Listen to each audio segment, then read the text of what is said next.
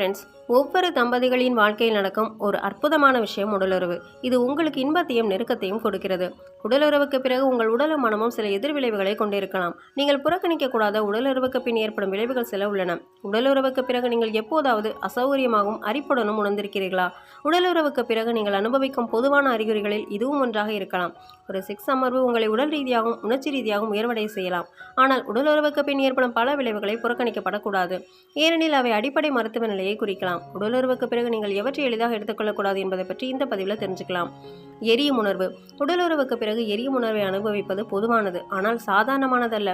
இது லேசானது முதல் தீவிரமானது. உடலுறவுக்கு பிறகு எரியும் உணர்வை எப்போதாவது அனுபவித்தால் கவலைப்பட ஒன்றுமில்லை. அடிக்கடி அதை அனுபவிப்பது அடிப்படை காரணத்தை குறிக்கும். எரியும் உணர்வு ஒவ்வாமை எதிர்வினை உடலுறவின் போது அதிகப்படியான உராய்வு மற்றும் தொற்று நோய்க்கான அறிகுறியாக இருக்கலாம். பாதுகாப்பை பயன்படுத்துவது இந்த சிக்கலை தணிக்க உதவும். இந்த அறிகுறி தொடர்ந்தாலோ அல்லது மோசமாகினாலோ நீங்கள் ஒரு மருத்துவரை அணுகுவது நல்லது. அடுத்ததா இரத்தப்போக்கு. உடலுறவுக்கு பிறகு ஸ்பாட்டிங் அல்லது லேசான யோனி இரத்தப்போக்கு பொதுவானது, ஆனால் இது ஒரு மருத்துவ நிலையின் அறிகுறியாகவும் இருக்கலாம். இது யோனி வறட்சியின் விளைவாக இருக்கலாம். இதன் காரணமாக உடலுறவின் போது சிறிய அளவு இரத்தப்போக்கை ஏற்படுத்தும். செர்விக்கல் பாலிப்ஸ், அதாவது கர்ப்பப்பை வாயில் ஏற்படும் வளர்ச்சிகள், பாலியல் செயல்பாடுகளின் போது எரிச்சல் ஏற்படும் போது இரத்தம் வரக்கூடும். இது இயல்பானது மற்றும் பொதுவானது. அடுத்ததா பிறப்புறுப்பு அரிப்பு. யோனி அரிப்பு சங்கடமானதாக இருக்கலாம், மேலும் பல்வேறு யோனி பிரச்சனைகளை இது குறிக்கிறது. இது ஈஸ்ட் தொற்று அல்லது ஹெர்பஸ் போன்ற பாலியல் பரவும் நோய் தொற்றுகளின் அறிகுறியாக இருக்கலாம். உண்மையில் உடலுறவுக்கு பிந்தைய யோனி அரிப்பு லூப்ரிகன்ட்டுகள் மற்றும் ஆணுரைகளுக்கு உணர்திறன் காரணமாகவும் இருக்கலாம். அரிப்பு தொடர்ந்தால் காரணத்தை தெரிந்து கொள்ள மருத்துவரை அணுகுவது அவசியம். அடுத்ததா தசைப்பிடிப்பு. உடலுறவுக்கு பிறகு தசைப்பிடிப்பு அல்லது அசௌகரியத்தை அனுபவிப்பது, குறிப்பாக இடுப்பு பகுதியில் அனுபவிப்பது அசாதாரணமானது அல்ல. இந்த பிடிப்புகள் பெரும்பாலும் உடலுறவின் போது ஈடுபடும் தீவிர உடல் செயல்பாடு காரணமாகும். கடுமையான பிடிப்புகள் நீண்ட காலத்திற்கு நீடித்தால் இது என்ட்ரோமெட்ரியோசிஸ் அல்லது கருப்பை நார்த்திசு கட்டிகள் போன்ற ஒரு அடிப்படை சிக்கலை குறிக்கலாம். எனவே உங்கள் மருத்துவரை அணுகி ஆலோசனை பெறுவது நல்லது. அடுத்ததா தலைவலி.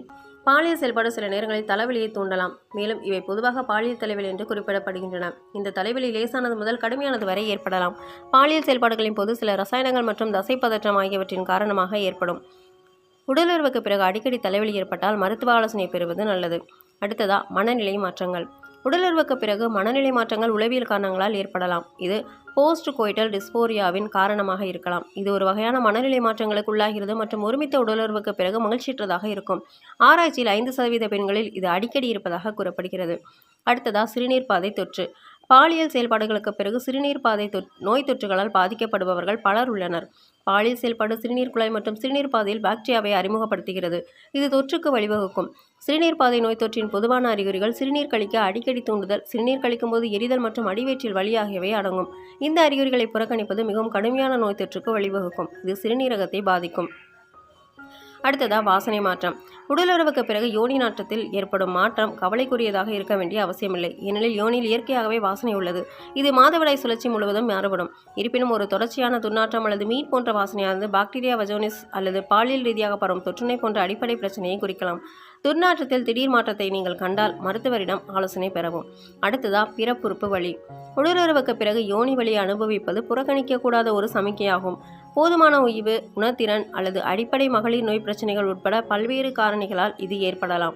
உடலுறவின் போது ஏற்படும் வலி என்டோமெட்ரியோசிஸ் அல்லது வஜினிஸ்மஸ் போன்ற நிலைகளுடன் தொடர்புடையதாக இருக்கலாம்.